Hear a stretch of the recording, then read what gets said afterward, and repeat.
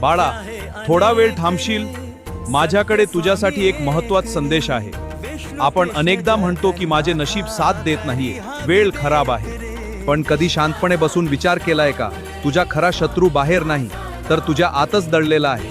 तो शत्रू म्हणजे आळस. आळस हा माणसाचा शत्रू आहे, जो गोड बोलून तुमचं भविष्य चोरतो. हा असा आजार आहे जो शरीरापेक्षा आधी मनाला जडतो. उद्या करू, नंतर बघू, आज खूप थकलोय, या साध्या वाटणाऱ्या वाक्यामागे तुमचे मोठे पराभव दडलेले असतात. आळस फक्त काम न करणे नव्हे, तर मिळालेल्या संधीचा अपमान करणे आहे.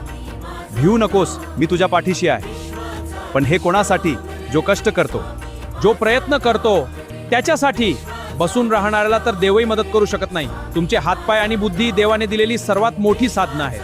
जेव्हा तुम्ही आळस करता, तेव्हा तुम्ही त्या ईश्वरी शक्तीचा अवमान करता. आजच ठरवा, तो उद्या कधीच येणार नाही. जो काही आहे तो फक्त आज आणि आताच आहे. झोपून पाहिलेली स्वप्न फक्त स्वप्नच राहतात, पण ती पूर्ण करण्यासाठी रक्ताचं पाणी करावं लागतं.